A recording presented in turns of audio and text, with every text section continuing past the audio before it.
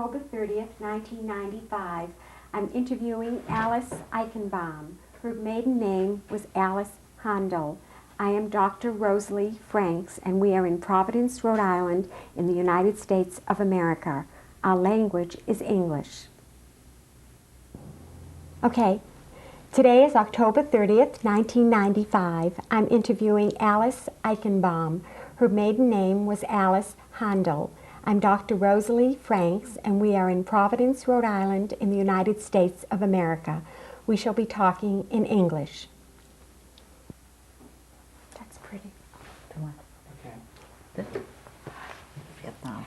Alice, when were you born? I was born in Vienna, January 24th, 1928. What are your earliest memories of when you were a child? I only remember that I was born to a very loving family of a father and a mother that really adored me. They were married 8 years before I was born. Although in the beginning my father was so disappointed of not having a son, you know. He could never forgive my grandmother, who said to him, Mazel tov, you have a girl. And he said, who needed her? All these years, you know, but he made up in the end for all these years. He always adored me, and always, for him, I was mein goldenes Kind, my golden child, you know. We had a family there, my parents. My mother had 2 brothers. Although my father came from Poland at the age of 18, his family stayed back in Poland, so from the Handel family, we didn't have too many, just cousins. And a grandmother, of course, that adored me, and, you know, it was a nice life, but I don't remember much of Vienna, because my parents had a business in Vienna, Sofia, and in Saloniki. We traveled as a child. I was in Athens and in Sofia and in Vienna. My father, we were in an upper middle class family. Whatever I wanted, I got, you know. But then my father lost the business in Greece. We moved the business to Sofia. And in 1934, 35, we moved to Sofia for the business. Although Let me stop you right here, because Yeah. I want to get back to Vienna Yeah. first. When you lived in Vienna, did you live among Christians? Or were Oh, you... yes.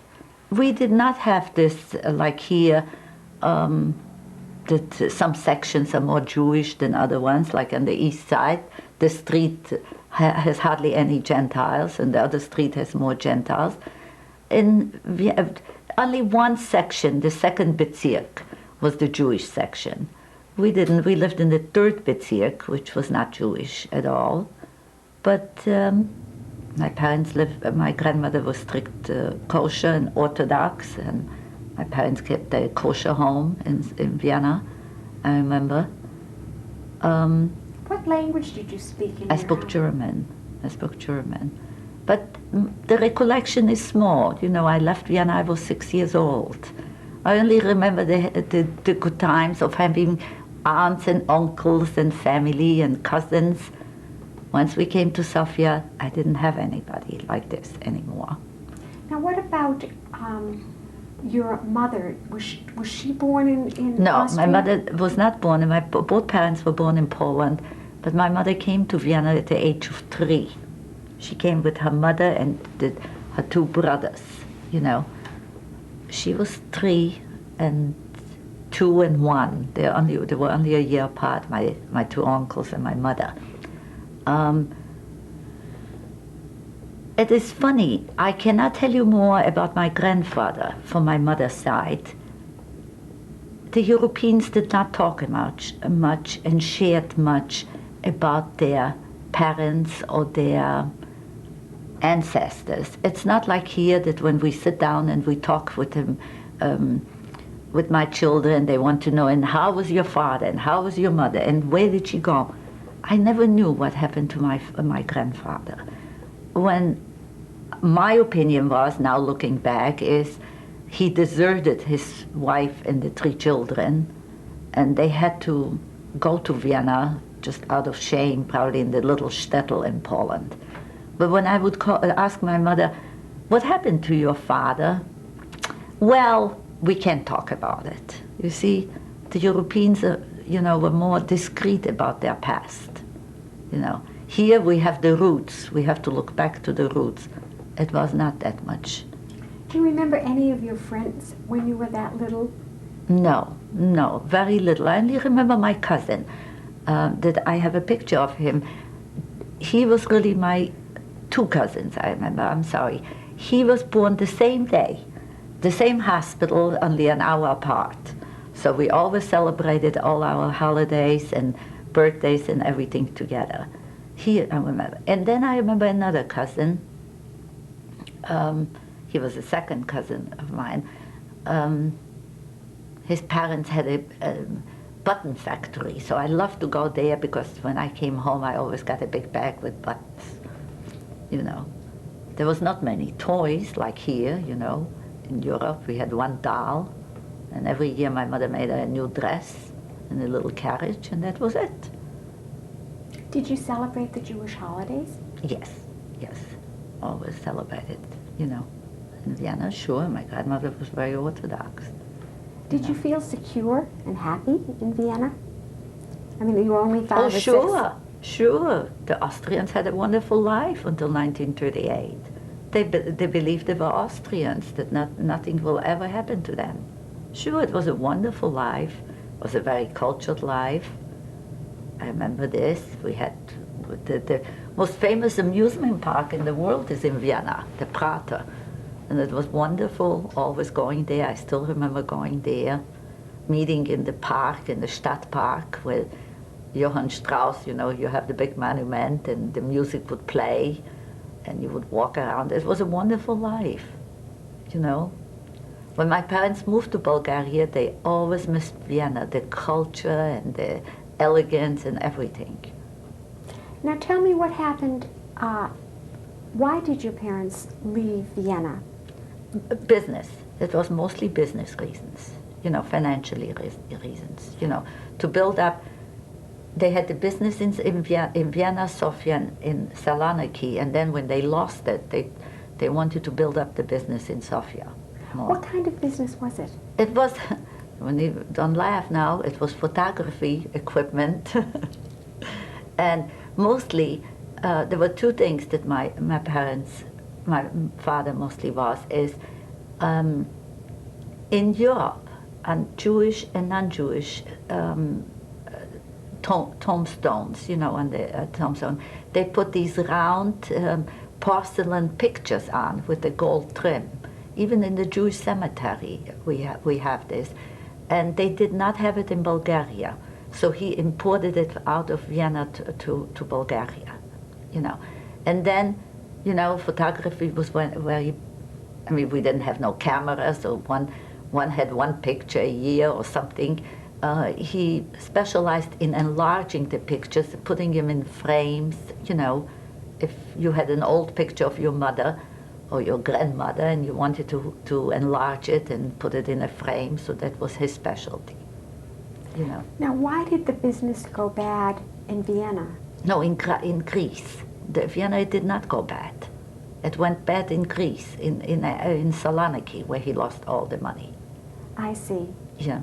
But why did he leave Vienna? That's what I don't understand. Because he left a partner in Vienna and he wanted to build up the business in Sofia. That was our luck.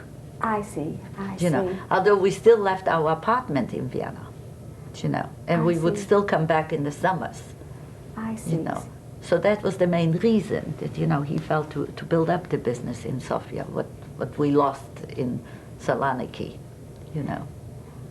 Saloniki is in Greece. In Greece. Sofia is in Bulgaria. Yeah. So that's the reason, We would go back at the summers. I remember still the summers for vacation, only once or twice. In 36 and 37, We did not go back anymore because there was already some rumors. You know, the rumors already started coming in from Germany. 38, my grandmother came to visit us from Vienna. Now, this was whose mother? My mother's mother.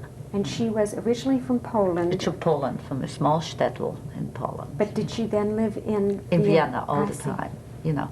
My grandmother came to visit us in 38. And she never went back. The borders closed. And we were so fortunate to be in Bulgaria at this moment, you know. She wanted to go back to Vienna, and her two sons, you know, my two uncles said, don't come back, don't come back. The unruly times were coming. I see. Now, what happened to those two sons? My the younger brother somehow married, and I don't remember how it happened, but he ended up in Israel.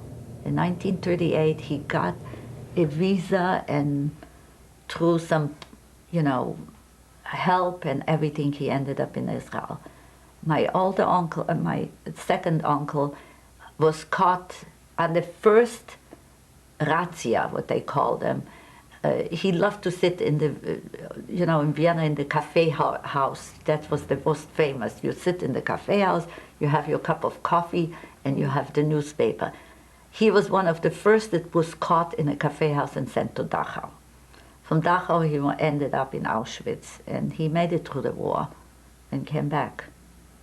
It was just unbelievable, you know, but he came through. He came through. And did he come to this country or to? No, he came back to Vienna. I don't know, many times I questioned him that how could you go back to Vienna, and how could you go back? He said, I don't know another language, I don't know anybody else, it's still home for me. I see. You know, that's why some of the older people came back to Europe, to Vienna or to Germany, for few reasons, the language, starting all over again, they were afraid of, you know. And unfortunate that there was a tragedy in his family, that his wife and him got just divorced before the war. That was his son and me, we were born the same day, you know. And she perished on the way to Israel. There was a boat that went to Israel and was never left. The British didn't let it in, and the boat just, nobody knows what happened anyway, capsized. And the son was saved by a non-Jewish, Gentile aunt. And after the war, he didn't want to have anything to do with the father. It was really sad. Very sad. He's still in Paris. He lives in Paris now. It doesn't want to have anything to do with me either, you know. So. Let's talk about Sofia now. Yeah. So you were about 6 years old when you went to Sofia. Yes. Tell me what you remember about that. It was funny when I think back. The culture of the Bulgarians at this time compared to Vienna was so different. Many houses, even in Sofia, the big city, had not the toilets in the house. You had to have outhouses. Some parts didn't have electricity. It was a simple peasant agricultural country. My parents were my mother mostly, she couldn't stand it. She couldn't believe it that she ended up in this country. She was this real Viennese that went to the cafe house with gloves and a hat all the time. And that was gone in Bulgaria, you know.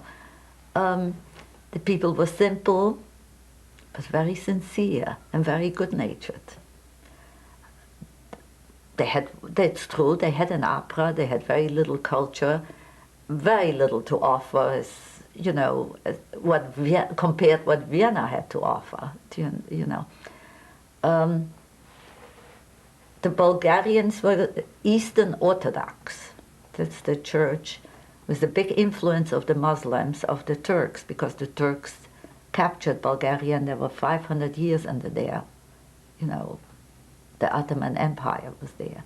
So we had a big Turkish influence.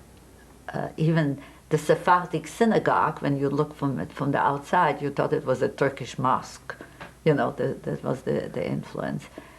Bulgaria had only 50,000 Jews, 48,000 Sephardim, and 2,000 Ashkenazi. We belong to the Ashkenazi temple. Had one kosher butcher. Of course, my parents had to buy the kosher butcher. In Sofia. In Sofia. I remember only that for the holidays, my mother went to the market. There was the big markets where the peasants came. We had to buy the chickens, and I was the one that had to take him to the shochet to slaughter them, And it was a very backward country. That's what my mother always called it, backwards, You could see the people on the street, even in Sofia, walking barefoot. It was a very peasant country. But it was warm. To me, it's home today still home. I loved it.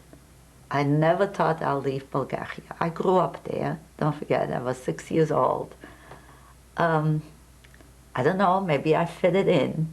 My mother was blonde with blue eyes, and the Bulgarians are dark, very dark, and I fitted in perfect, dark, The only thing, I couldn't get used to their food, and still can't. They eat a lot of spicy food, and that's the one thing I could not, eat. My parents sent me to a German private school. That's the one thing my mother said. My daughter will not go to a Bulgarian school. She will not be with the peasants, So the best thing was to send me to a German school, private German school. And life as a Jew was was easy. The Bulgarians didn't know the difference for Jew, a peasant. As long as you speak Bulgarian and you share with them, you're fine, Tell me about your house. Did you live on a farm? No, we lived in Sofia. Which was a nice house. It was a 3-family house, and we lived on the 3rd floor. And the landlady was downstairs. It was funny now when I think back. They were very well-to-do. How different it was between America and Europe and here. There was a 3-family house. The landlady and her husband and her 2 children, a daughter and a son, lived on the 2nd floor, and the 1st floor lived, somebody else, maybe it was related to them. He was a very, very well-to-do man. He was a manufacturer of, it's funny now that I think back, of the skins that you put for the hot dogs or the sausages. Very well-to-do man, but they lived a very humble, simple life. That was the Bulgarians, Their kids went to public schools, and that was it. Were they Jewish? No, they were not Jewish. The neighborhood we lived with was not very Jewish. They were mostly Eastern Orthodox, But we didn't live too far from our temple, like 10 minutes walking time. There was no street, There was no public transportation, but streetcars, and the streetcars were quite far away. And there were a horse and buggy still going, In the summer, everything was on the street. They would come around and sell the fruits and the vegetables. The gypsies, we had a lot of gypsies there, came and sold us the woven wicker chairs and things like this. And everything was like sold. When you were going in the streets of Sofia, they sold corn on the streets. They sold pretzels. It was life was on this, like outdoors, everything, like a flea market, but, a little more organized if you want to have it. Did you speak Bulgarian? No, but I picked it up in a few weeks. A 6-year-old child can pick it up very fast. There was no problem, I picked it up. And it's interesting, my father picked it up very well too. He spoke perfect Bulgarian. not my mother, because she didn't want to first, you know. I mean, that was not her culture, you know, somehow. But no, I picked it up very fast and very, you know, there's no problems at all. Now, what language did you speak in the house? German. We only spoke German in the house. Now, you told me you went to a German private school. Yes. Who attended the school with you? I mean, were there other Germans living in the area? Oh, yes. No, but it was quite a lot of Bulgarians, you know. You understand also, again, going back, is not many people could afford a private school. So you had to be a little bit in the upper class, you know, to afford it. In my class, I was the only, as a girl, I was the only Jew, and there was a boy, a Jew. The boy was the Sephardic, and I still remember his name was Alkali. That was the typical Sephardic name, Alkali. His parents owned a big manufacturing of materials, or wove. I don't remember if they wove the material or sold it, but I remember in the middle of the city where, you know, the middle of the city was a little more elegant, you know. There was a big store, you know, that would sell materials, and it would say Alkali. I just still remember the name, you know, seeing it there. The rest were, most of them were Bulgarians, native Bulgarians. We had very few Germans in the class, by coincidence maybe. Now, You know. did you ever experience any anti-Semitism in the school? Not in the beginning. The first 4 years was fine, was really fine. But 1938 came, 1939, things got very tough. In Bulgaria, there was a rule.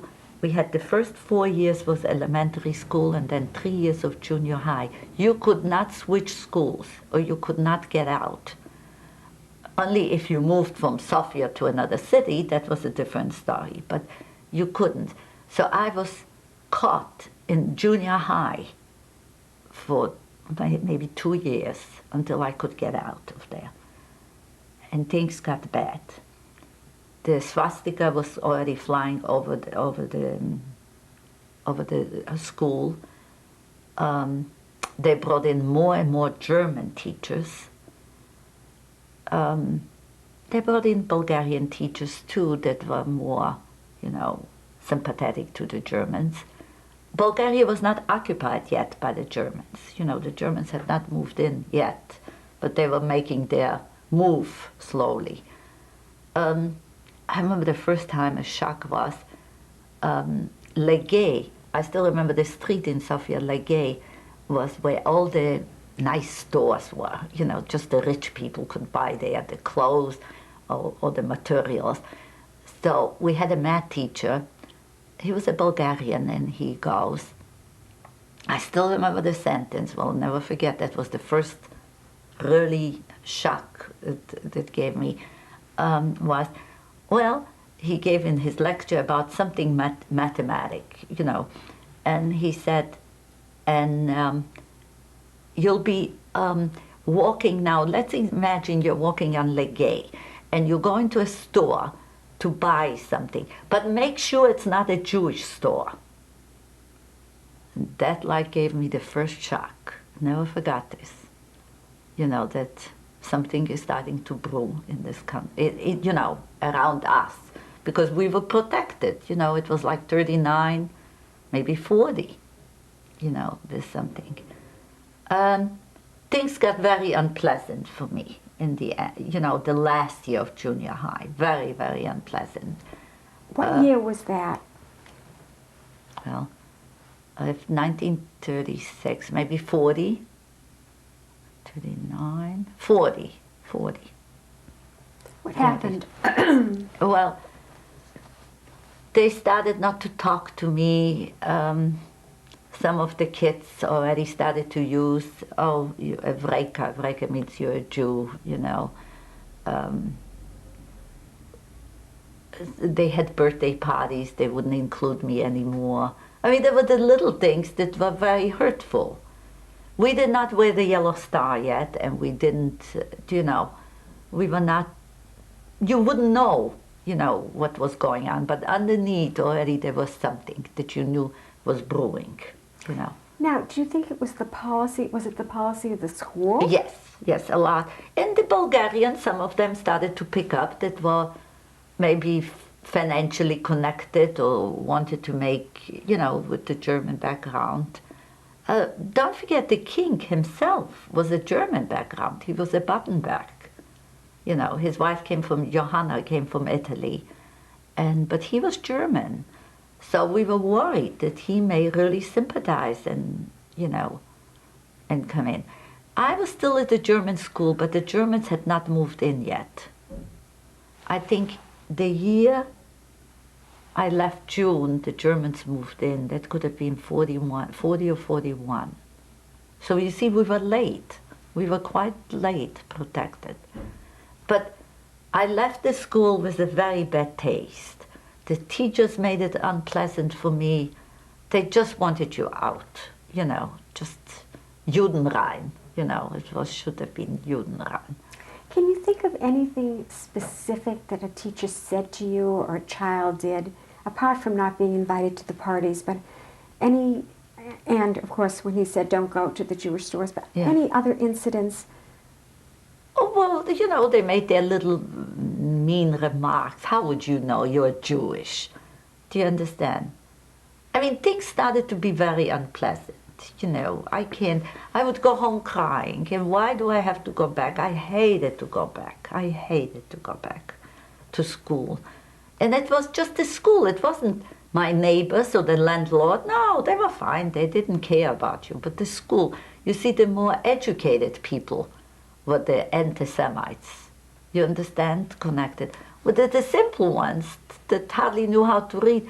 Don't forget, before the war, 80% of the Bulgarian people were illiterate. So they didn't know the difference. They never read a paper, didn't care. But you see, the more educated. There was one girl there. She was the worst against me. I don't know what it was. She couldn't. Her father was the producer, director, regisseur, that was called, so which I don't know, of the Sofia State Opera, And she always came with a chauffeur to school, and she was the meanest to me, She would always give me these digs, you Jew, what do you know? After I left the school, I didn't want to have anything to do with any of these girls and boys. I didn't know what happened to them, and I didn't care. But the interesting part is this girl that was the producer, her father was the producer, Iskra, I think her name was Iskra, it was a typical Bulgarian name. I heard later in life that she married a Jew and moved to Israel. Never forgot this. If this is true, I don't know. Years later, when the communists, just I'll go back then, the communists came, I had to finish my schooling in a Bulgarian public school, to the chagrin of my mother. Many of my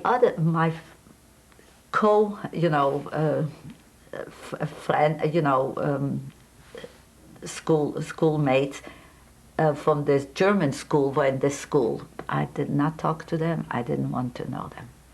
I had nothing to do with them,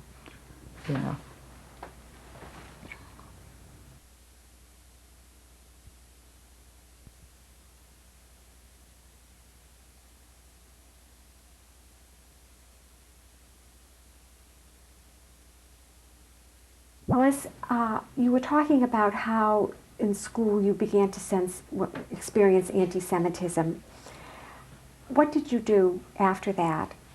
Did you leave school? Yes, I left the German school. I was so glad to get out of there. Did they kick you out? Well, I knew we had to leave, Even we had Austrian passports. At this time, we had an Austrian passport. I was glad to go. But at this time already, the Germans had moved in to Bulgaria. They were allies.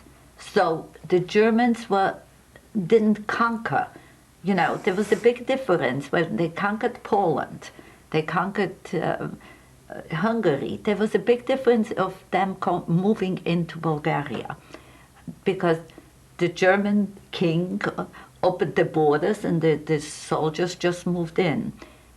He was an ally, you know, the same like Germany, Rome, what was it? The Axis was Germany, Italy, and Japan. Remember? Well, Bulgaria was a little ally there too, and we started to get scared, you know. We knew that the Bulgarian, the people, the simple people, would be on our side, but we didn't know the government. They had put a restriction already on schooling. There was a quota, 7% quota, to go into public schools. So the kids that were coming of junior high from a public school had a better chance to get into the public school. When you say 7%, would you explain that further? I think it was, I remember the number 7. That means 1,000 Bulgarian kids, only 70 Jews could get in, you know. I see. So they limited the number of Jewish students in the who public could be school. educated in the public schools. In the public school. That's why I said the kids that were coming from a Bulgarian public school had a better chance to get in. The one coming from a private school didn't have. Well, my mother was just as happy, and at this time my father still had the business. They sent me to a French private school. It was a Catholic school with nuns, but all the class was, let's say, 40 kids in the class, and 30 were Jews, you know. I loved it there because all of a sudden it was like a little shelter. I was among my people. Nobody called me dirty Jew. Nobody, you know, I was part again. I had friends I could associate. In the German school, I would come home and just cry, and I didn't have anybody anymore there. And things were starting to get slowly bad. Yeah. Would you give me an example of what you mean by getting bad? Well, the Germans made a deal with the king. They gave them part of Skopje. Skopje. Yeah, it was part of Yugoslavia and the northern part of Greece, and one western part of Yugoslavia was given to Bulgaria, you know, as a thank you, something like this. And they started to put the restrictions already. My father couldn't go. My father traveled a lot in the country, you know, to promote his business. He could not travel anymore. He had to get a permit to travel. So business was starting to go slowly down. What year was this? 41, 42. When you say a work permit, was this only for Jews? Only for Jews, you know. Between 41 and 42, we were already starting to wear the yellow star. They still had some compassion compared to the Germans. We had to everybody wore a yellow star. I still see it. It was like a button, and you had to have a safety pin and then change it from the coat to the sweater, whatever it was. But they gave to the Bulgarians that were war veterans, they could only wear they were allowed to wear a yellow, like a button. So it looked like another button. If you had a yellow dress or something and you put this on, nobody knew, you know. So people shouldn't stare at you, you know. All of a sudden, the Bulgarians didn't realize that we were different. We were part of them. But there we wore a yellow star. All of a sudden, they started to look at us with a different eye. Not that they meant, but, you know, they didn't do us any harm. But all of a sudden, we started to pull away. Do you understand? You know. Over the house, we had to have a big sign at the entrance, let's say, you know, it was a three-family house that we didn't have to have it on the bottom, but on the entrance of our apartment, we had to put, still see the sign, Evreiski Dom, that means Jewish home, you know. But everything, the only good part was, everything was going very slow, just very slow.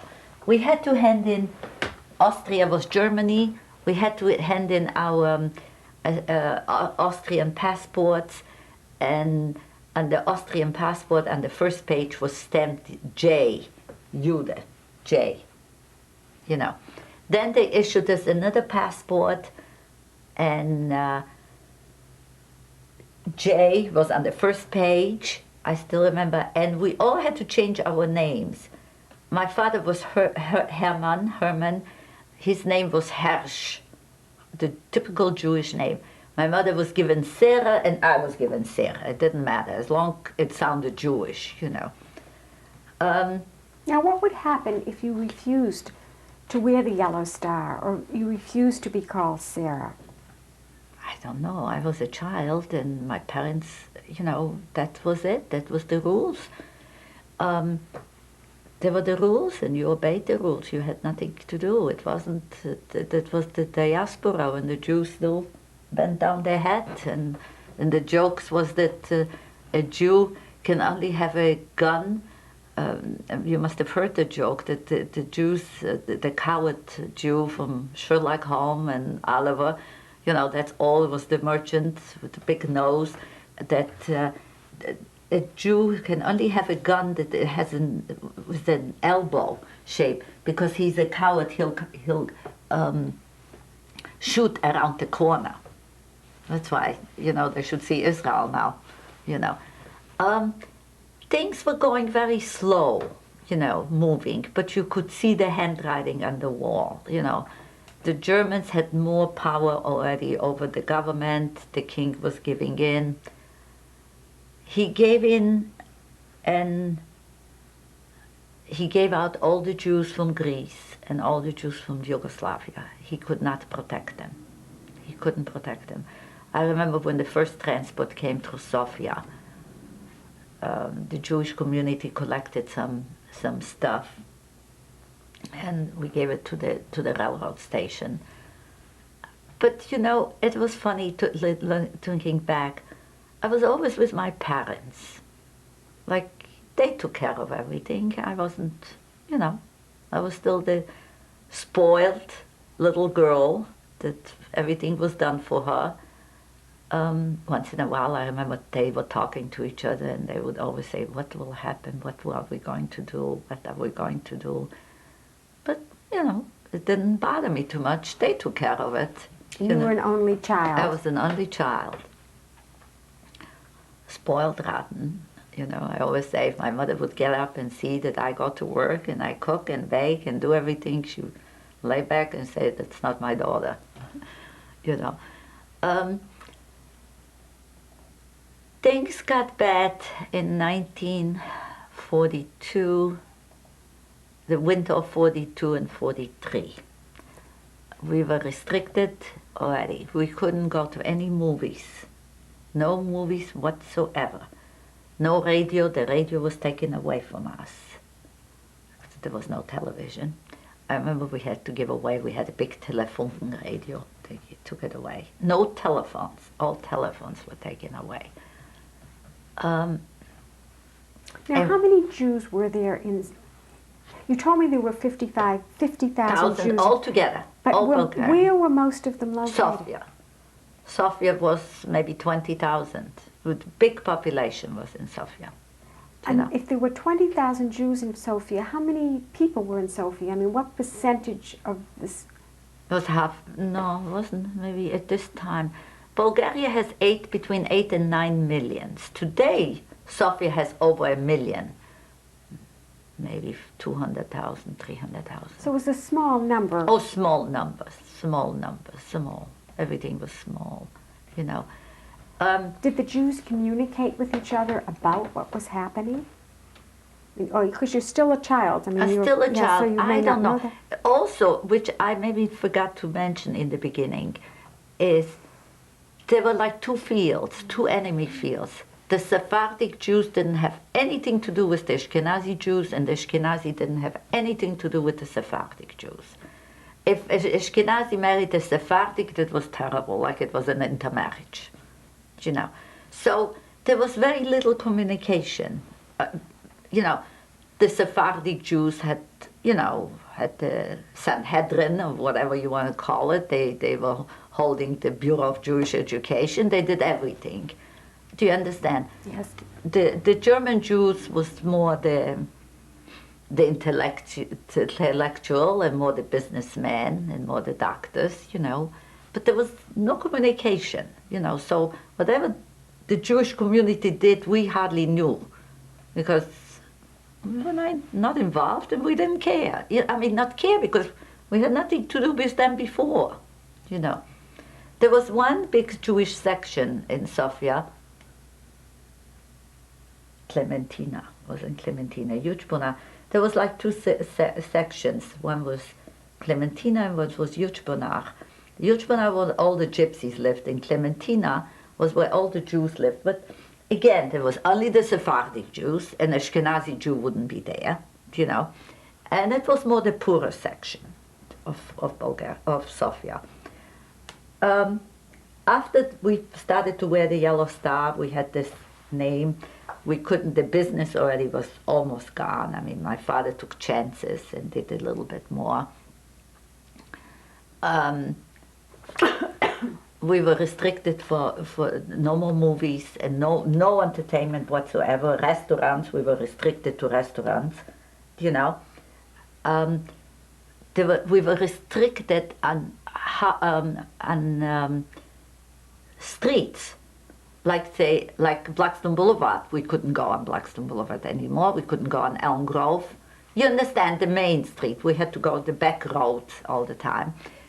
Nobody could go shopping before, no Jew could go shopping before 10 o'clock.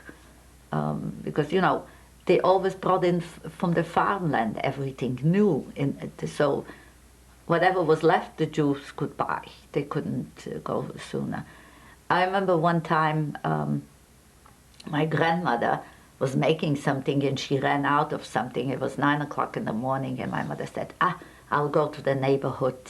You know. She covered her coat to cover the yellow star, you know, like covered her coat, went in, bought half a pound of sugar or eggs, whatever, or something like this. Don't you think the police came and picked her up?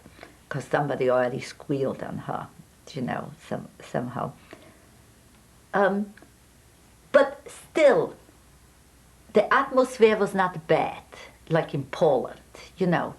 Like in Poland, I remember what my husband would always tell me, that they were always out to get you, not the here. Maybe 1 in a million, in a hundreds were out to get you. The 99% was not out to get you. The policeman had no choice, because somebody pointed at my mother. But he looked at her and said, go, don't ever do this again. You know, well, in Poland would never be done. Do you understand? Yes, I do. I do. know, that's the difference. Were there German soldiers walking around? Yes. Tell me about that. I mean, were they in the streets? No, we didn't see them. We only saw them when they marched in, you know, and something. But I still tell a very funny coincidence. The land people were nice to us. They didn't bother us, you know. I mean, they know we were Jewish, but we were there with them so long. He was taken into the Bulgarian army, who occupied part of Yugoslavia, you know, or Greece. And he came back, and I still remember they called us that. We had a small fox terrier. We always had dogs, as you can tell. A little white fox terrier that we had 4 or 5 years and well trained and everything. Anyway, he called us downstairs to show us what beautiful stuff he brought back from Skopje. That was the big city. They were, you know, that's from where the Bulgarian language came. If you know, Cyril and Methodi came from Skopje. Anyway, I still see it. My God, I still see it. They showed us a gorgeous silver, gold, you know, as a child, I still bedspread that he bought in Skopje. And my grandmother says to my mother in German, huh, I wonder who is the Jew who is crying for it. Do you understand? It was confiscated. He said he bought it. He probably confiscated it. At this moment, this little terrier who was so well trained jumps on this bedspread. He had revenge for us or something. I'll never forget this, But we were scared because we didn't know he could turn to. But they didn't. They were nice to us, But you could see their population already didn't know which way to go. Should they stick with their Jews? Should they go? Although they still stuck with us. It's the government, who started to put the screws on it. But the population stuck with us.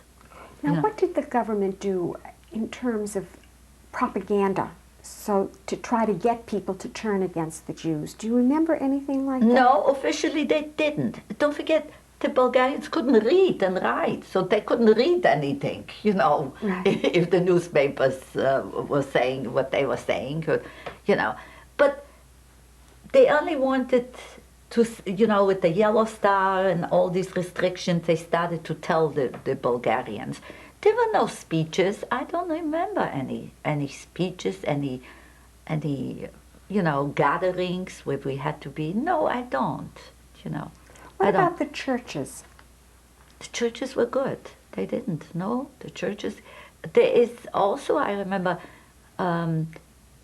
the top Pope. That's what they were called. Yes. The Eastern Orthodox are called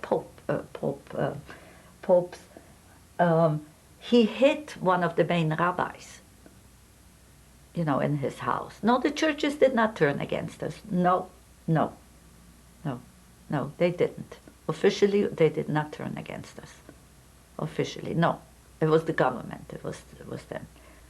1943, winter of 43, they gave us restriction of coal. Things were starting already. We couldn't. Food was also very. We could only buy 1 pound of sugar a month. I'm just giving, I think it was one. The gypsies got 2 pounds of sugar a month. So I remember my mother taking an old blouse and ironing and putting new buttons and would sell the blouse to the gypsies for 1 pound of sugar or something. So that's the way the deals had to start to go. But still, there was no hunger and there was no cold. And we were together. That's the feeling. My husband always never could understand. I said, I was always protected. My parents took away everything. I was still the child, When you say we, who now is in Sofia with you? My parents and my grandmother. So there's just really the 4 of you? Just the 4 of us. No cousins, no? No, nobody. All connection with Vienna was stopped. We didn't know anything what happened to anybody. We didn't know. We only knew that my one uncle went to Auschwitz, and we knew that the other one left Vienna. We didn't know that he reached Israel. We didn't know. We don't know anymore. We didn't know about any of the... No, there was no more communication with Vienna. What about other Jewish families in Sofia? Were you close to them? Yes. There were... Now, in 1943, the beginning of 1943, there were two orders. 42. Beginning, middle of 42 towards 43, let's say fall of 42. 2 orders were given, I remember. Every Jew that lives out of the Clementina, that's the ghetto, let's call it quote unquote, where the Jewish people lived, has to move there, from some sections. We got the orders, but we didn't move. They didn't enforce it. Somehow they didn't enforce this, the moving. Now, who gave the orders? The government. But were they the German soldiers or just No, the Bulgarian that's government? the Bulgarians, but but under the pressure of The Germans. of the Germans. And the king cooperated a lot with them. He did. We think he did in the beginning. Then came an order: all foreign citizens has to leave the country. They can protect only their Bulgarian citizens, but they cannot protect the foreign, citizens. We were Austrians, and my grandmother had a Polish passport. I remember we had friends, they had an Argentinian passport. Boy, did we envy them. We envy them. Why? Because they could go to Argentina. Where are we going to go? To Austria or to Poland? To the fire, into the fire, My father had some cousins that lived in America and who were well-to-do, and they promised to send us a visa, affidavit, Until they sent it, and until the borders were closed, we couldn't go anywhere, Well, there we are with the Austrian passport or German passport and my Polish passport. I don't know whatever happened. It was like a God's hand. They never transported us out. They never caught up with us. It was funny. Years later, I think my mother found out that there was a mistake in the registration, that we were not Austrian citizens, we were Bulgarian citizens. It was like a hand that protected you. I never forgot, because we know somebody, he had a Romanian passport. And he didn't want to go to Romania. Romania was worse off than they didn't care. They picked him up one night and they put him on the Romanian border and do what you want. It was like, I still remember this. That's the only time when my parents were so worried, and with my grandmother with a Polish passport, nobody. One time somebody came and checked out and then never followed up. Never followed up. It was really funny. It was like, but that's the only time where, my parents stood still and not did anything, because that was the end, like somehow. So you think they were registered as Bulgarian? Yes, but just a mistake. Do you think possibly someone had done it? Because you never know. I never know. But that's the only time when my parents were very worried and very concerned. Were many Jews deported? Yes, some of their friends. Because, they were the Ashkenazi Jews, the European, many of their friends. And they were deported, and they didn't care. They put them on the border and do what you want. They were. So I only remember when these were some tough weeks, Well, by then you were about 14 years old. Yes. Well, now tell me what happened with moving to Clementine Street. We didn't. Somehow we didn't. Did others? Some others moved. We didn't move.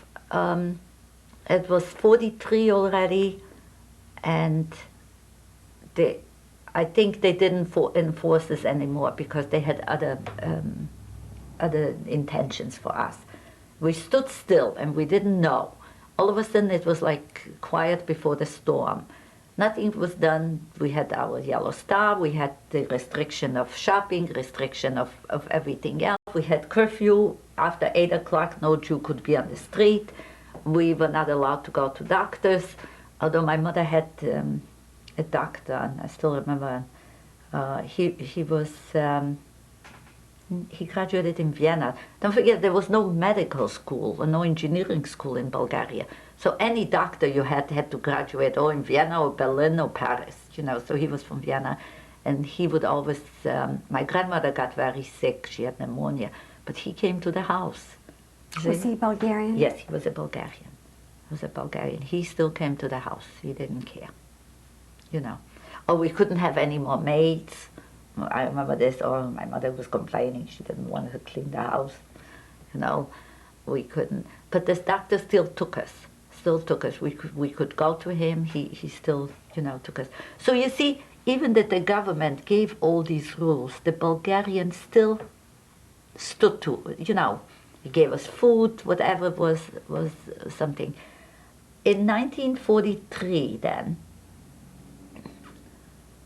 we didn't know.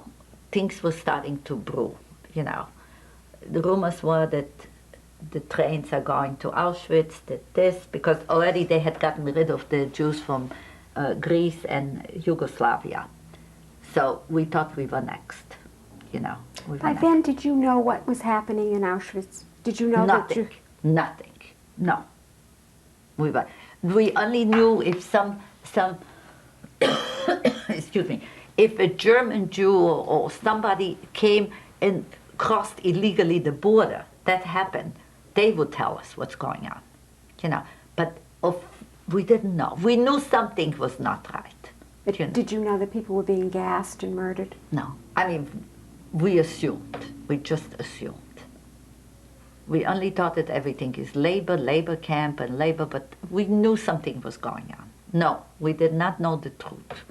We knew that things were going on,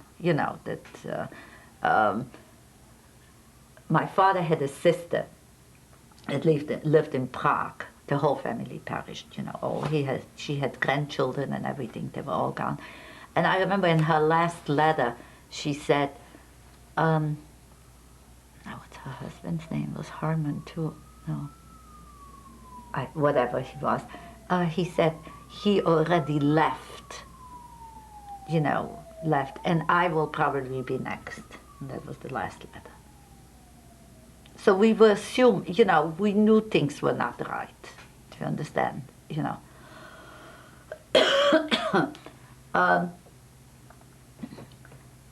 Then we got the orders.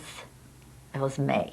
I remember April, May. I was still in school. We got the orders. It was May. Beginning of May, 1943. We got the orders. We have until 48 hours to pack our belongings, each person one suitcase, to appear at the railroad station with orders to Karnobat. Karnobat is a small town, 30 kilometers from the Turkish border, not far from the Black Sea, big Muslim, a population. And my grandmother was still sick. We went to the doctor. He really was willing to put out a medical certificate that she's not well, she cannot travel, but they said, no, you have to leave. We packed what we could in the 48 hours, each winter clothes, summer clothes. The apartment was left, with furniture, with everything. And the landlady there, and they were very nice, they said, we'll take care of it as long as we can. And they said that they would come and confiscate all the furniture. And that was the end. The landlady they took some of our winter stuff. It was May, so we only took summer stuff with us. And she said that she will get some winter stuff for us, and put some things in storage, and the rest, what could she do? She has to rent up, whoever the government will come in. I remember coming to the railroad station with, we had passage on the train, and we didn't believe it will go to Karnobat. We were the first ones, one of the first ones to go, because we did not live in the restricted area. So the people out of the non-restricted area were the first ones to leave. So we didn't know anybody who really went to Karnobat or to any other village. Do you understand?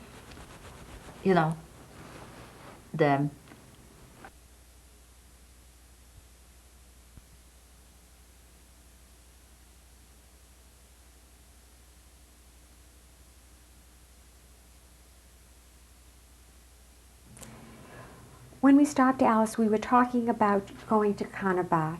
Yeah. Would you explain further what happened? Well, we were passengers. We had the luggage. um, a horse and buggy came, that was still pulling a horse and buggy in Bulgaria, came that was sent from the government or the police station, and with all our belongings, and we were put on the train station with passages. We were not sure that these passages will really be to Karnobat. We thought we only knew Poland. Poland was the worst. If you're sent to Poland, that's it. But we didn't know what, how, where, we didn't know. But they were, penetrating. And I remember when we went on the train was full, traveling. That's about 6-7 hours to the border. It's almost to the Turkish border, so it's a lot of people that were going on towards the Turkish border. We didn't believe that we are going on the train, really, to Karnobat. Do you understand? It was like, I still remember only my mother hugging everybody and saying, oh, we're still together, somehow. Were there many Jews on the train? No, there was only one more couple. You see, what they did, what we thought later we found out, that the Bulgarian government knew if they have a big transportation out of the Jews of each city was concerned for their Jews, something. The Bulgarians may not like it because they still stood on our side, the simple people. So first they wanted to make Sofia Judenrein, out of Jews. Do you understand? Move us into small villages or communities, and from there the transport should go. The transport should go. The train, I still remember, there was one more couple, Nisinov. I remember he was a lawyer. They were the only two, these were the two couples that we were going to Karnobat. And like I said, we were the first transport that left Sofia, Karnobat. It was by lottery where we were sent. It didn't matter, But we were glad we were really sent to a small town. And I remember the train was full of Bulgarians, but they were so kind. My grandmother, they got up and gave her a seat. Even the yellow star, it didn't matter to them. And they were all, I still remember saying to us, it will be okay, don't worry, somehow.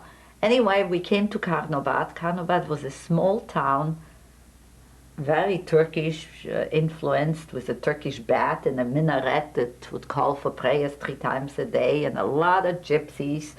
I still remember this. My grandmother would always hide me because I was so dark that they'll steal me. That's what they did, And we came to the Jewish community there. Each town had a small Jewish community. And what they were doing is now in homes, if they had 2 bedrooms, they had to give away 1 bedroom. The homes were small. It was a small home, had 2 bedrooms and a living room. They had 2 children. I remember Dora and Claire. My mother was Clara, so there was 3 Claras there in this whole thing. So that's my mother. They had to move them together. The 4 people had to move. The mother, the father, and the 2 daughters had to move into one. The 1 bedroom they gave us. The four of us, and another family. With a small little girl, Bembasat. You see, they were all Sephardic, All of a sudden, we were mixed with the Sephardim. And the whole way, they gave to another family with a daughter, So they started to put us together. It was we were not cut off, like Lodz ghetto or the other ghettos. Well, we were just already put in some small communities, and in the small communities, the Jews really lived in a community, like in a ghetto. So we were already put into a ghetto. The house where we lived was a 2 houses in a small yard. There were 2 brothers, Solomon, I remember was this. Again, so in the end we ended up, each house had 1, 2, 3, 4 families. 4 families. So there were 8 families in 2 small houses. There was an outhouse there, which was a tragedy for my mother, and there was no kitchen for all of us. So the basement, they made a small kitchen for all of us, for all the 4, for the old foreigners there or something. The restrictions were even worse there. My father couldn't work. Money was tight. We had to start selling things. The money what we had, they took away some, and a little bit we had.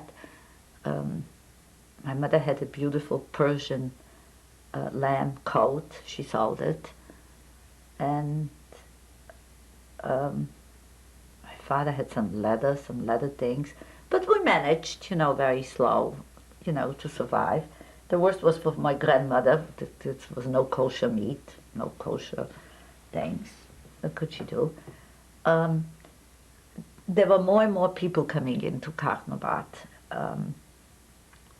And they opened up a soup kitchen, and when they couldn't place them anywhere at this school, one of the schools was like food. So we were lucky we got housing, before. The restrictions were the same. We couldn't go out after 10 o'clock to shop. We couldn't go at night. It was a funny life, if I think back, nothing to do. Could you go to school? No. Oh, no, no more. No. Nobody could go to school anymore. Now, 1943, no Jewish kids could go to school. Even no more in the private schools were not even allowed to take any more Jewish kids. Now, what about Jewish people having schools in their homes? In other words, Jewish teachers teaching Jewish children. We didn't have this there. Don't forget, they were Sephardic. It's a completely different culture. They are not the people of the book as much we think they are. They were Bulgarians, simple also in their ways, We read a little bit. I became very sick. I was 14, 15 already. I had the whooping cough. No doctors were allowed anymore to Jew. If we had a Jewish doctor, in our, then it was helpful. But, no Jewish doctor could be allowed. Somehow. The restrictions were also at night or something, and I was very sick, because, I was older and there was no medication. I was so sick, it was awful, But then somebody had pity on me, and a Bulgarian doctor came and gave me some medication, or, somehow something. But it was a happy life in one hand. We didn't have any worries. Nobody went to work. We all were in the same boat, And for the first time I realized I was different in the Sephardi, to the other Jews there, because many of the Sephardim, there were 8 families, 7 families were Sephardim, we were the only Ashkenazi. They never had contact with an Ashkenazi Jew, And first, they didn't like us, They don't like, they don't like gefilte fish like we like it this. They would make fun of us. Diese fish, They spoke Ladino. I started to learn Ladino a little bit from them. What is Ladino like? What is it? It's like Spanish, but they have this, ¿Cómo está? It's not ¿Cómo está? It's ¿Cómo está? They spoke like we would speak Yiddish. I mean, we spoke German, but, don't forget, we were the Germans, we spoke German. Like we would speak Yiddish, they spoke Ladino, among themselves. But at first, many of them didn't associate with us because, we were the Ashkenazi. First of all, they never had any chance in their life to associate with an Ashkenazi Jew. But it was a sheltered life in general. We didn't know what was going on. Nobody told us. I remember also we went shopping.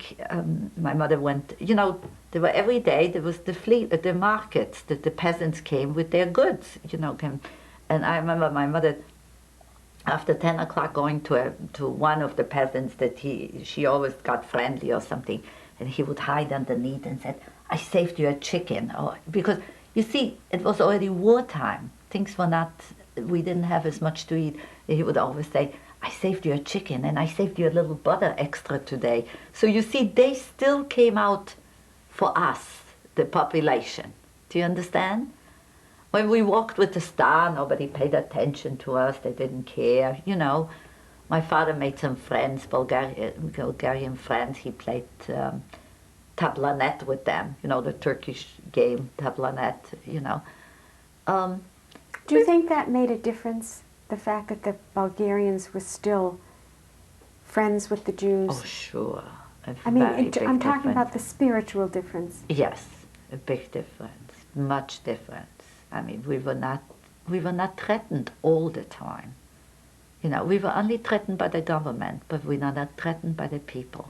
No, no. That was 43.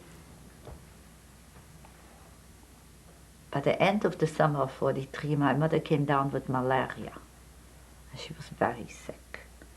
She was very sick that even the government let her go into a hospital for a day or two, you know, with the yellow star. So you see, they made exceptions. Where in Poland or Germany, they wouldn't make any exceptions, you know. The winter of 43 was tough. I remember we were cramped in quarters, no heat anymore.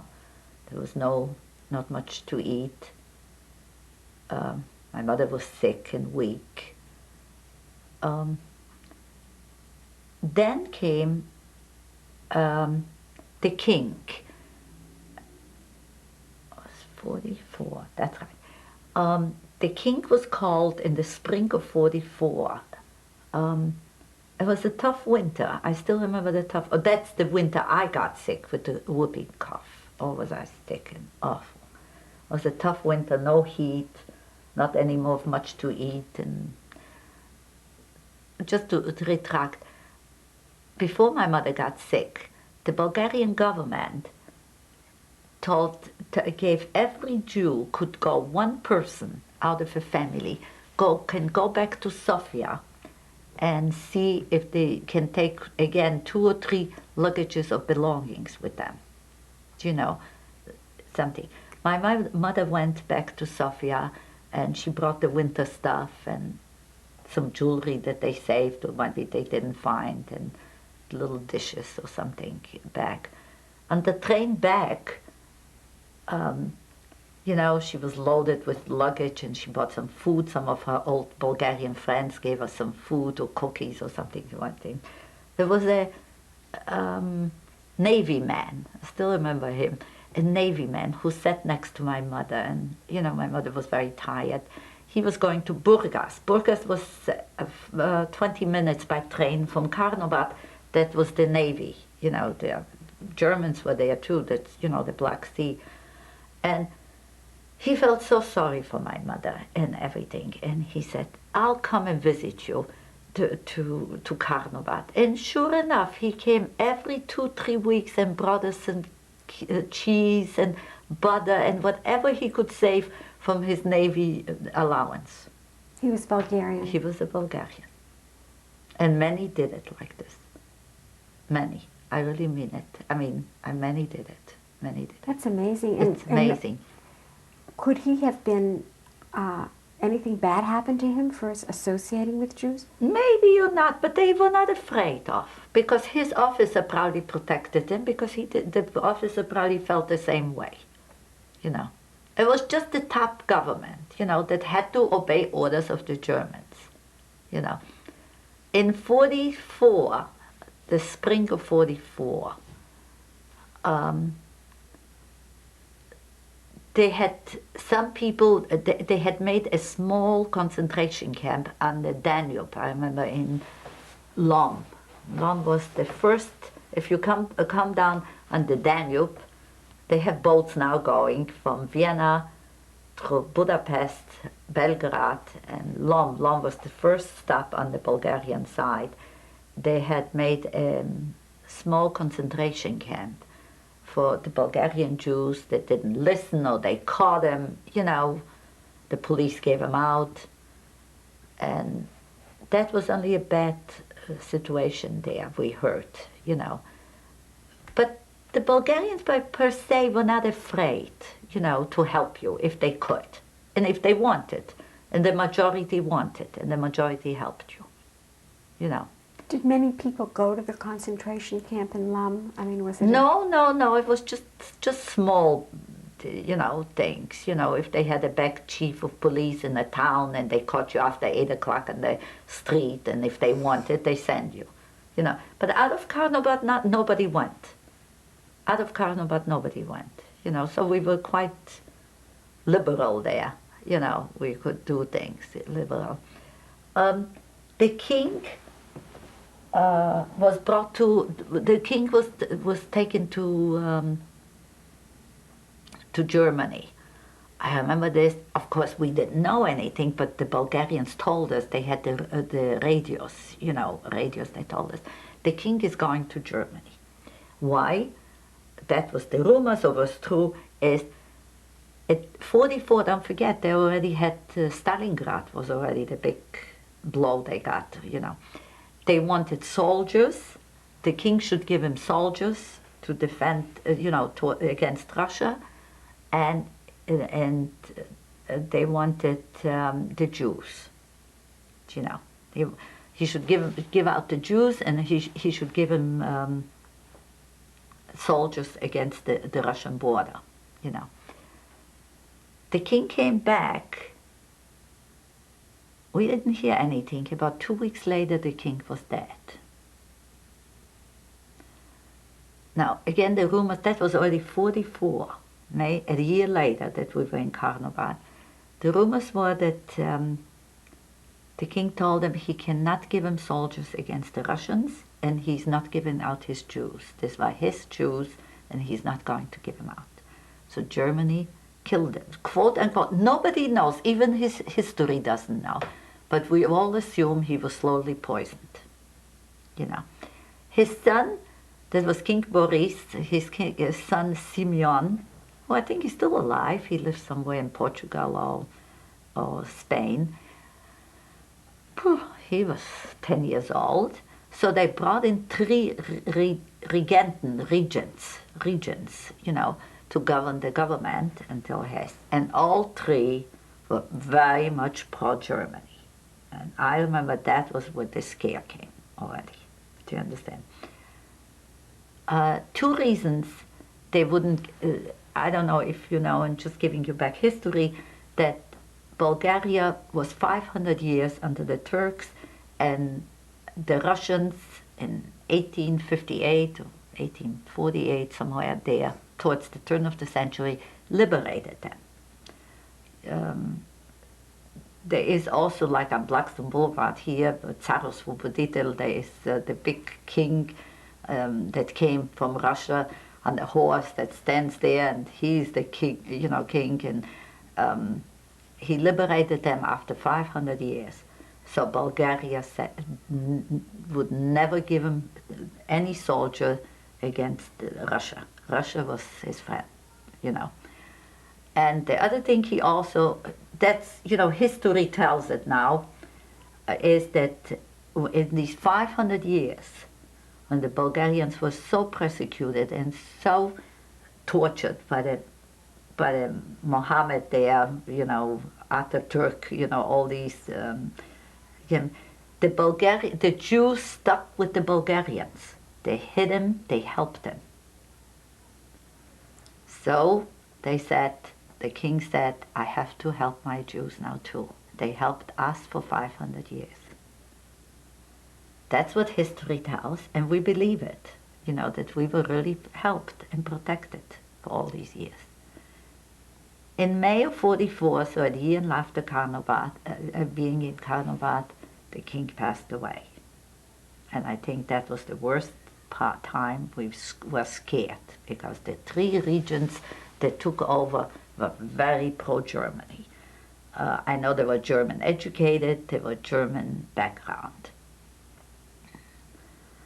I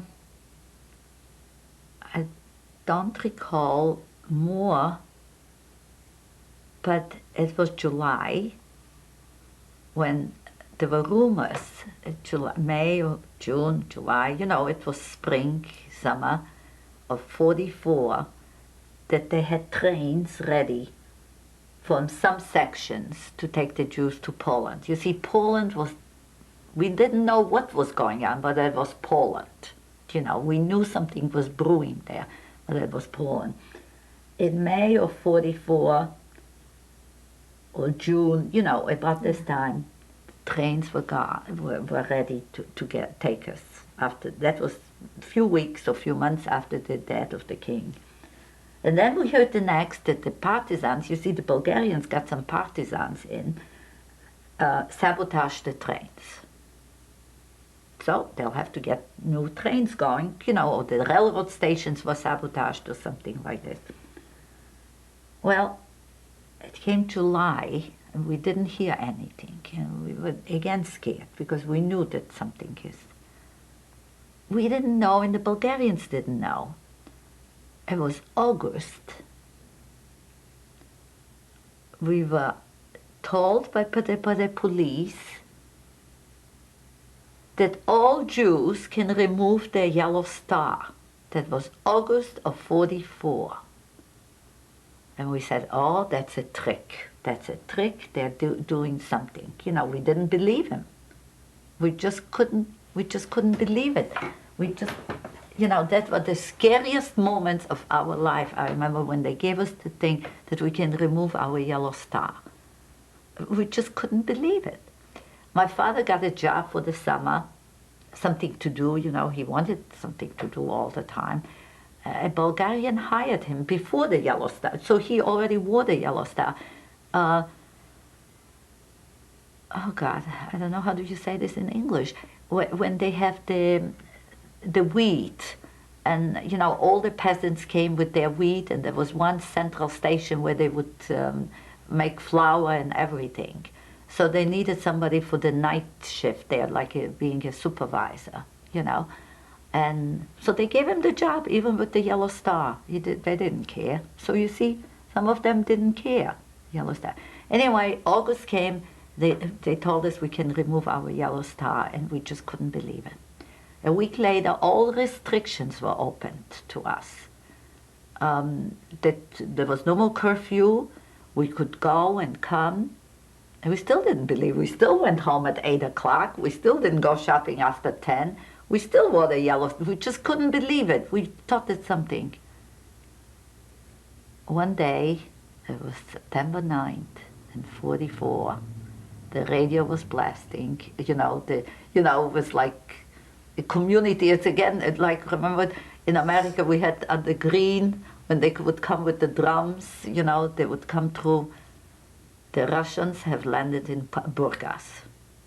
It was September 9th, 44. We were already liberated.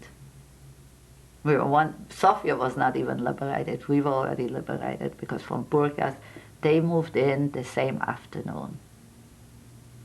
So the Bulgarians were smart, wanted to be very smart. They didn't want the Russians should walk in there and see the Jews with the yellow star, you know, somehow. But we didn't trust them. We didn't trust them. We absolutely didn't trust them. We couldn't believe it that we were so early liberated in 44. Sofia was bombed in between, you know, the British had their bases, you know, in Turkey or through Israel. They bombed Sofia. Who bombed Sofia? The British. The British bombed Sofia. At that time, were there lots of German troops in Bulgaria? Yes, there were still, but they were pulling out. We also heard rumors that they were pulling out in August. And again, we didn't believe it.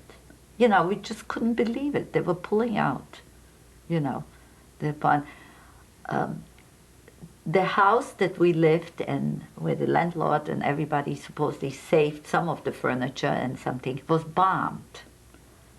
And so we didn't have nowhere to go back to Bulgaria, to Sofia. A cute episode, I must tell you, I always tell this. When I was still living in Sofia, my parents made me take violin lessons. I hated it. I wasn't very musical, but they wanted their daughter to know little music, to expose her to music. So when I heard the news that the house was bombed, I didn't care. I only thought that the violin was in there and I don't have to take any more violin lessons. See, the child's it's something, you know. Um, we stayed in Karnobat for another few more months until my father went on to Sofia to see what he can do with the business. You know, the business was gone, to rebuild the business and to see where we can live. They told us they can reassign some apartments for us, so we had to wait.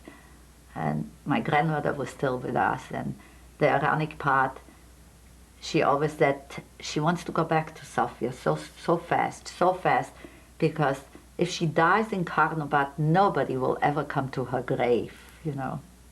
That's all she knows. She's in Sofia there, all by herself, and many, you know. I went back last year after many years also to the grave. It was hard to find, but it was fine. We came back to Sofia, 44. So you're now 16 years old. 16 years old. I'm coming back to Sofia. It was October, November, because my grandmother died in December, only 6 weeks later. A very good friend of my mother took us in and shared her apartment until we could get something else. Was she Jewish? Or? No, she was German. She was Austrian. She was Austrian, married to a Bulgarian, and she was very friendly with my mother. And the ironic part is her son is still alive in Sofia.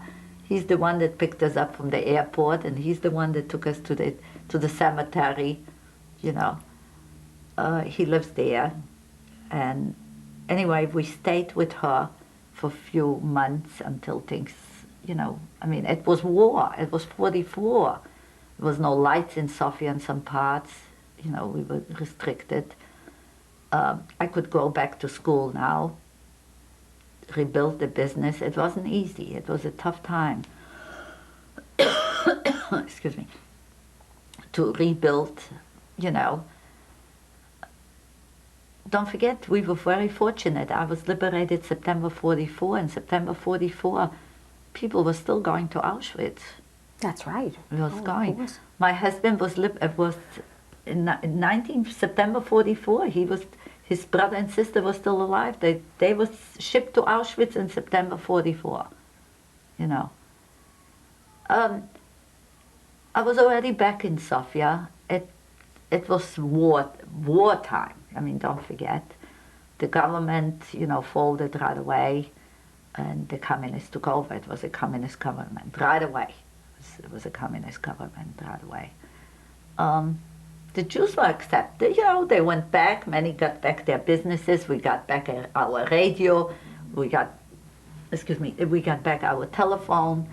You know, but things were very slow. It was really post-war dramas, you know.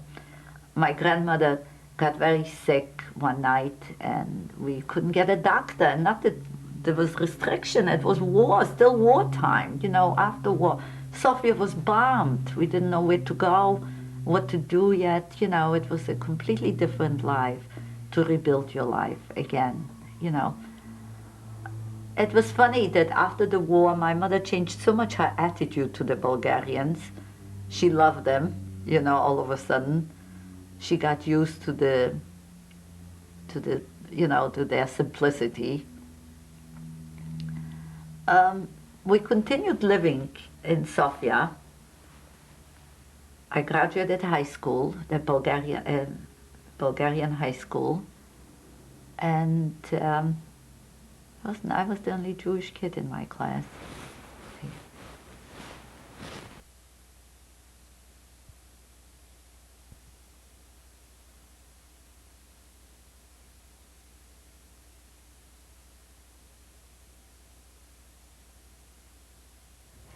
When we stopped, Alice, you were telling me how you had just graduated from the Bulgarian high school. Yeah. What happened next? I applied to school there. I just wanted also to say that these 2 years that I spent, the last 2 years of my schooling, it was very happy years. Things started to get very normal. I was a teenager. I made a lot of friends. I started to be very outgoing and have really a lot of friends all of a sudden, because the little girl that was in the German school was afraid to look at somebody, or wasn't accepted. It was a happy time, the 2 years in high school, the last 2 years of high school. Were there many Jewish students with you? No, I think I was the only Jewish student in the class, but I made a lot of Bulgarian friends and Jewish friends, I joined an organization, life started to come back. They started to rebuild Sofia. The evenings, again, life was very simple. The evenings we would walk, there was a corso, like the boardwalks, and everybody could meet there, and it was fun.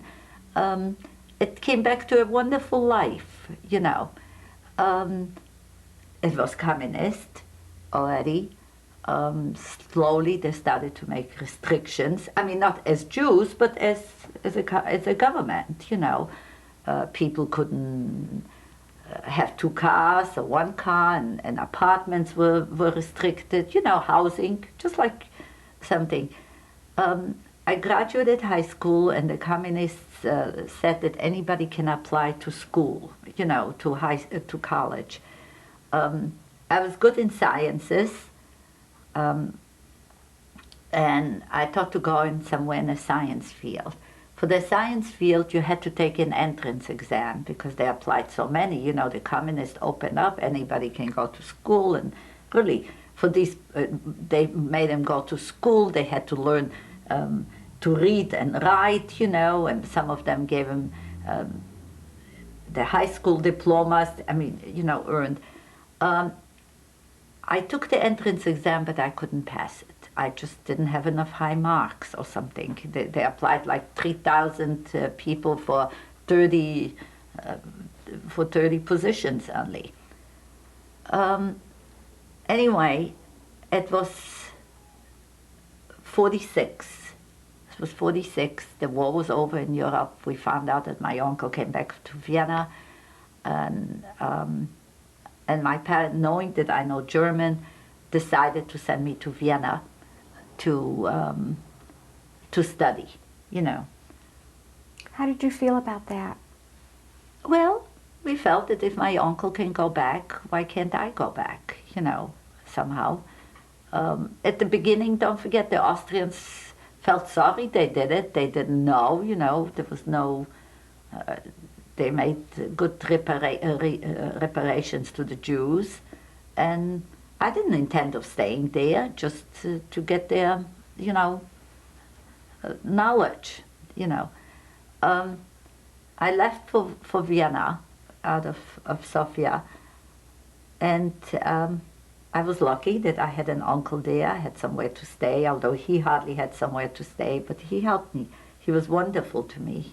He's the uncle that survived Auschwitz and who has a son in Paris, So all his love and attention that he couldn't give to his son, he gave to me.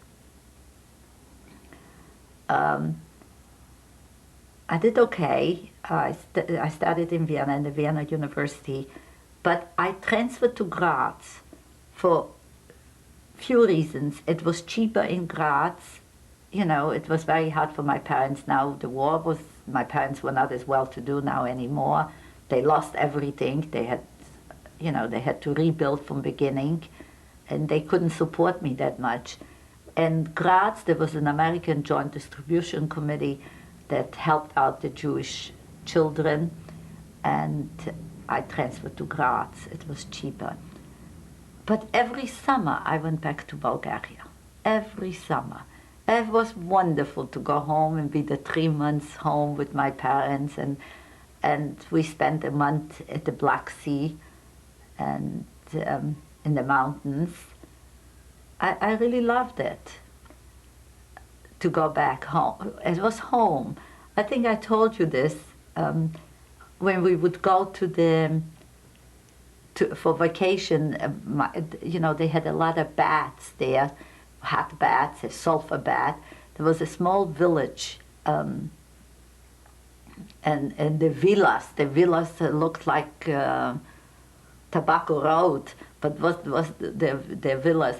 And we would go and pick apples and pears, and the fields were full of flowers, and we'll pick the flowers, and we made the little, braided crayons. A few years ago, when my husband was very sick and in the hospital at Mass General, he was in the intensive care for 6 weeks. He had the Guillain-Barré syndrome. I was dropping off my car on Mineral Spring Avenue at the gas station, and one of my coworkers had to come and pick me up. I started to walk, and there was a little field just out of nowhere between the sidewalk. It was a little field.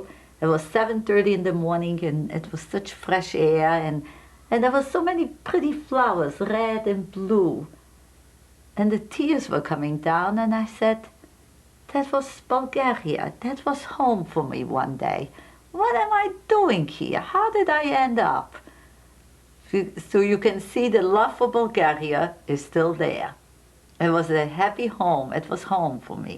And it's still home somehow, looking back. Anyway, I transferred to Graz. My uncle came very often to visit me from Vienna. But there I was strictly with the Jewish children. I had no contact, only at the university, if in the lab or something, that I had a contact with the outside non-Jews, I lived in a dorm with a Jewish dorm. And when you say a Jewish dorm, you mean the dorm had only Jewish students? Yes, only Jewish. That was all from the American Distribution Committee, was assigned. It wasn't a dorm, it was a big apartment with 7 bedrooms, whatever Yes. you say. So we was 6 or 7 different students that lived in there. Did you experience any anti-Semitism at the university? Not that I think so, but only one time I remember one of the Jewish boys was going out with the non-Jewish girl. Maybe he didn't tell her that he was Jewish or something, but when they introduced me or something I said Jewish, and she said, "Oh, I thought there's not any of them around anymore." That's the only remark I remember. My co-workers that I was in the lab or in this together didn't dare. Don't forget, it was late 40s when I went to college, or beginning of 50s. They didn't dare saying anything yet. Do you understand? They maybe didn't like us or something, or some. But they officially didn't say anything. They couldn't say anything, At this time, the government was still scared to death that, you shouldn't come back, But the professor I had in chemistry, he was an old-timer, but his 2 assistants, I remember, one was young and very pro-Jewish, would bend backwards to do something for the Jewish kids. The other one assistant was a little older. He was in the army, and he was a POW in America. He spoke very good English. He was, I don't know how good he was to us. But at this point, I really didn't experience anything. I only remember that Graz, University of Graz, has 2 Nobel Prize winners. One was a Jewish guy in medicine. And I took a medical course, I had to take a medical course. And I remember his books were removed from the curriculum. And when I took this course, all the books were reinstated, Don't forget, they were going through a period where they were scared that the Jews shouldn't take no revenge on them at this moment. Do you understand? Yes. Years later, of course, things are different now, In 1952, my parents left Bulgaria. At this time, the Bulgarians opened their borders and let the Jews go to Israel if they wanted. They didn't force them, you know. Yes. It was very communist, and my father, who didn't like the communists, my mother was scared for him that he shouldn't say something too much. You know, they were getting very strong communist. You know, it was the Stalin, you know. I think the last time I went to Bulgaria was in 1950. 51, they didn't want me to come.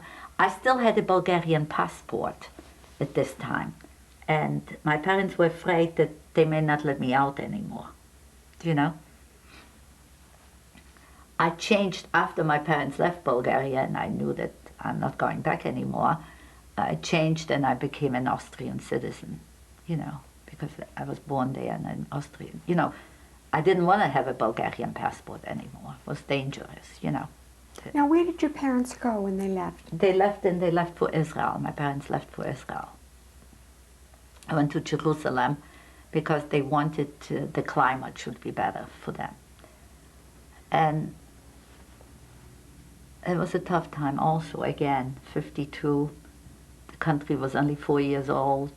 There was no housing, no electricity, and she would always write to me, I'm back in Bulgaria when we moved in 1934, 36, you know. But ironic, when she was in Israel, she only looked for Bulgarian friends. She missed it. She really missed the home. You know, I went on, I graduated with a PhD in chemistry in 1955. From the University of Graz. I was supposed to join my parents in Israel, but excuse me, they didn't have an apartment ready and something, so they said, excuse me, I should wait another 6 months. In these 6 months, I accepted a job. I didn't tell them, in a soap factory in Graz to work and get some experience. It's only, you know, job. In the soap factory, you were doing chemical... The chemical work, I was the research, you know, as a soap. Well, lo and behold, 6 months passed by and I met my husband. How did you meet him? Ray came to America when he was in 1947. He was on the first transport after the war that left Europe and came to Providence, to an orphanage in Chicago, and then he was placed in a foster home in Providence. He went to school here, he went to school in Providence, to Hope High, after Hope High he joined the Army, and he was a Korean War veteran, and he got a GI Bill.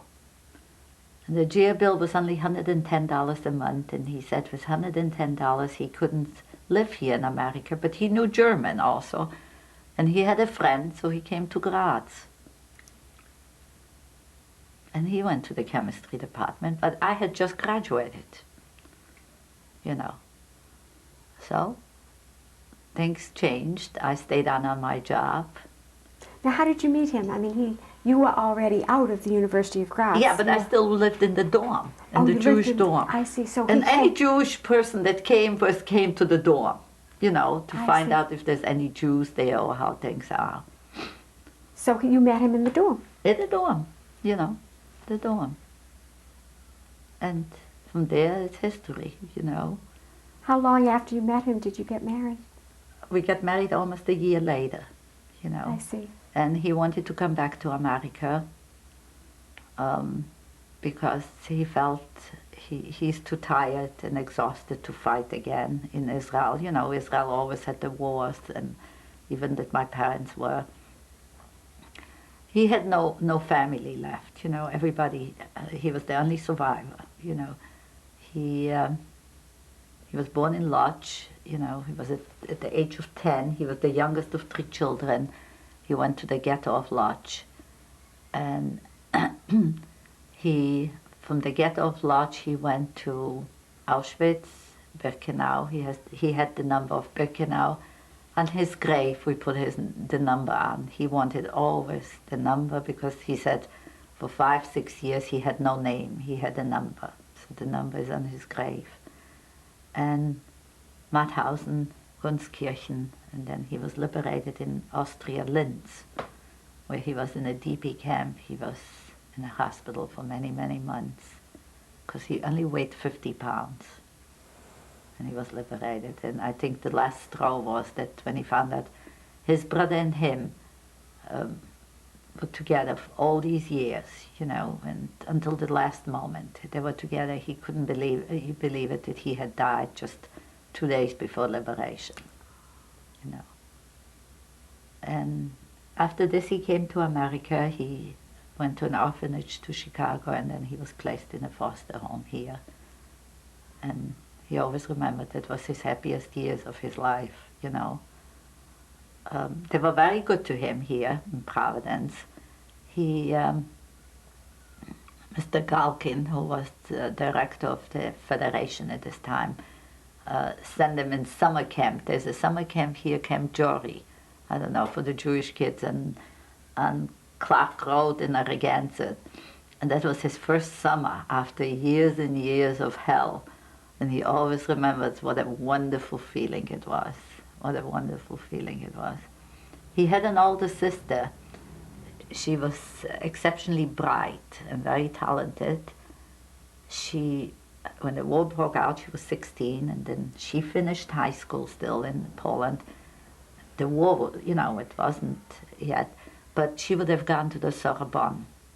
And he always dreamed about his sister, that she was, you know, his light in life, you know. But she perished too. He never knew what happened to her.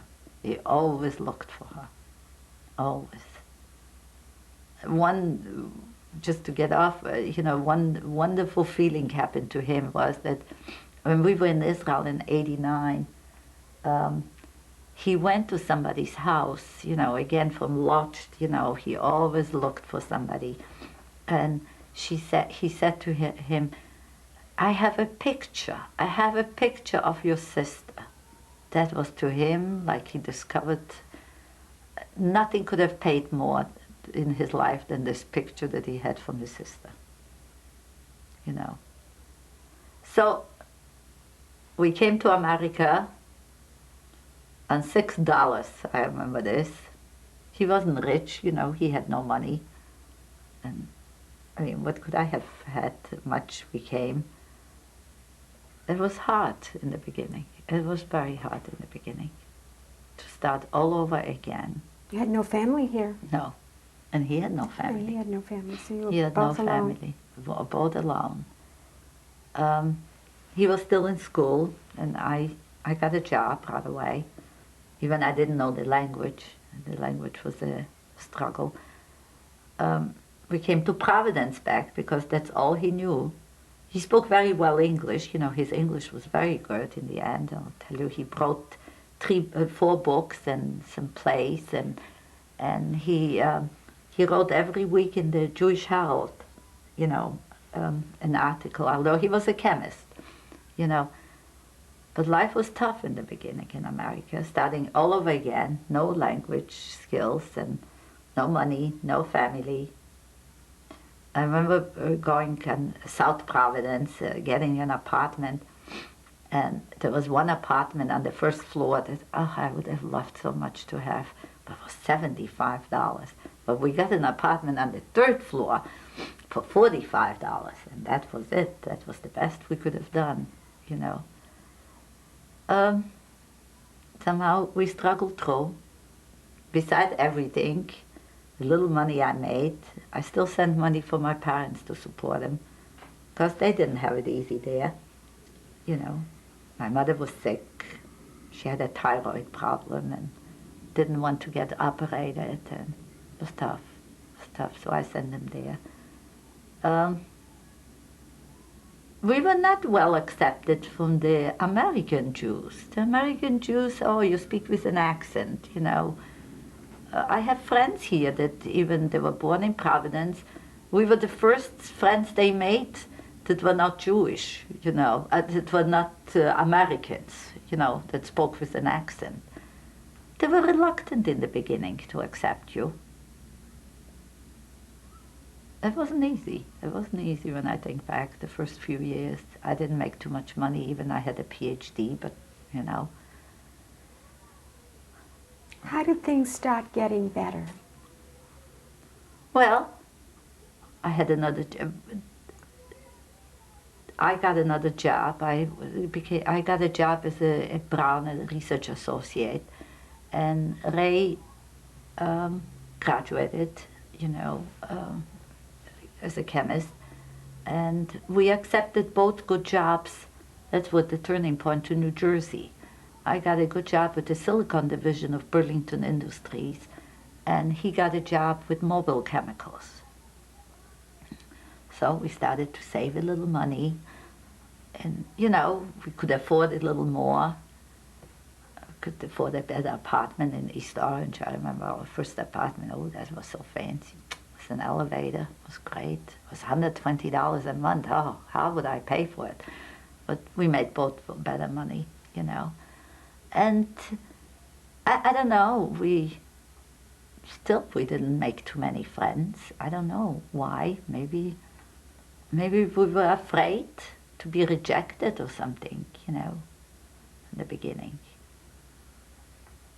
I'll tell you a cute episode. Ray, who came in 47, he was 16 or 15 when he came, went to Nathaniel Green, went to Hope High School, went to URI, went into the army, and he really considered himself an American. Do you understand? Only a few years ago, we were walking the beach in the Narragansett Pier, and an old lady comes up to us and says, I know you from somewhere. You look so familiar, you to Ray. No.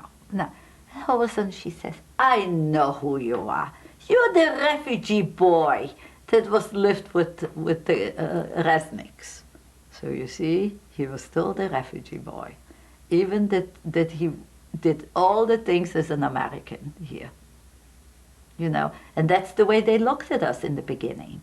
It didn't matter that I had a PhD and I had a Mrs. Belinsky. I still remember Mrs. Belinsky.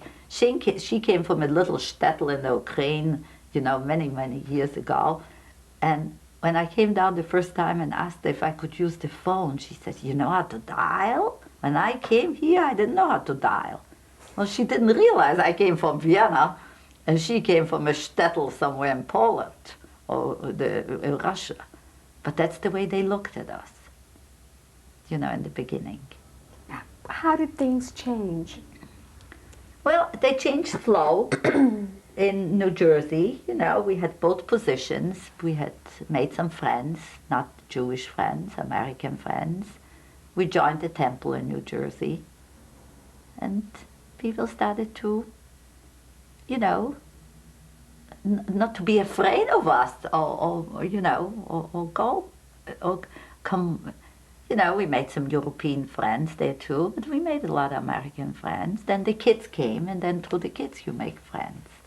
We had the kids in New Jersey, but my husband always, Ray, wanted always to come back to Providence. That was home for him. I mean, that was home for him because he had no other home, you know, that was home for him. Howard was 4 and Carrie was 3 when Ray got a position with a chemical company in Fall River. And we decided to come back to Providence. We stayed on the east side. We wanted to stay in a ghetto among all the Jews. That's what we wanted. We sent the kids to the Hebrew Day School.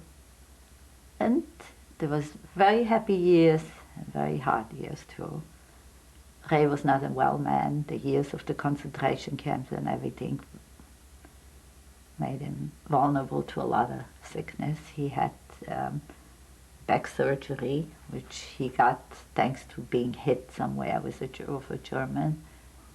The following year he had open heart surgery with complications. Then he lost his job. And 2 years later he had a Guillain-Barré where he was paralyzed for 6 months. He came out of the Guillain-Barré and got a job. That's when he turned around a lot, and until this moment, our kids and we never spoke about the Holocaust. The kids will tell you this, that they didn't know. We wanted them, which maybe was a mistake or wasn't a mistake, we wanted them to grow up as normal American kids. We didn't talk much. He couldn't talk about the Holocaust. He just couldn't. And compared to him, I didn't have much to say, you know. But after the Guillain Barré, and when the first books came out that you're not, that there was no Holocaust and there was, you know, he just came out as anger and frustration, and he just started to write and to talk in the schools. He spoke to all the high schools here. He gave a lot of his time and of his heart, because every time he spoke, a little part of his heart was gone, you know.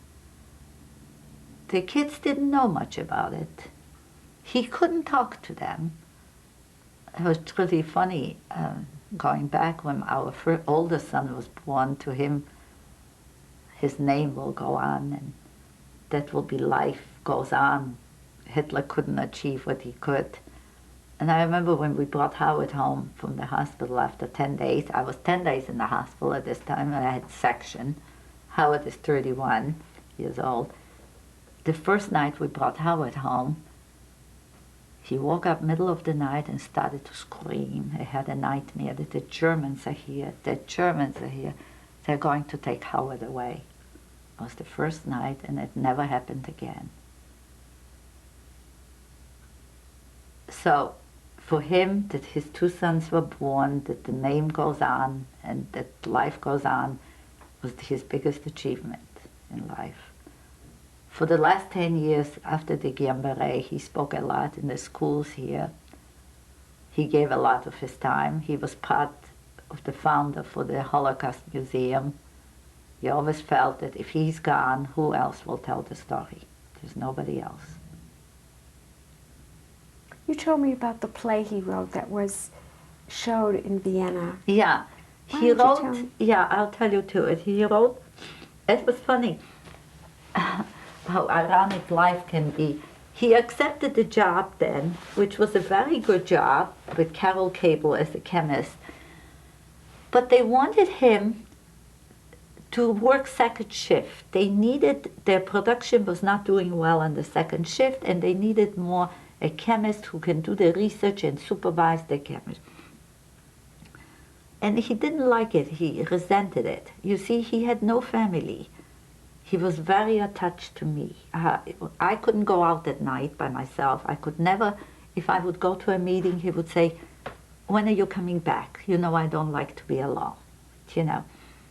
So the second shift for him was terrible, because I was gone in the morning for work, and then when I came home, he was gone, and at night we were too tired. But looking back, these were the most productive years of his life as writing. He had nothing to do in the morning, so he would sit down and write. You know, that's when he started to write. First he wrote a book about himself, the Romek's Odyssey. His Polish name was Romek, you know. Then he wrote a memorial to Bronia. That was a play, a book about Bronia. That was his sister, that was his life. He still hoped one day to meet Bronia, you know, somehow. And then he wrote two plays. One is Until Dead Us Part, and the other one is The Trial of Rumskovsky. It's interesting about, you know, how the things is, the play, Rumskovsky was the elder of the Lodz ghetto. He was the king there, the Tsar. That's it.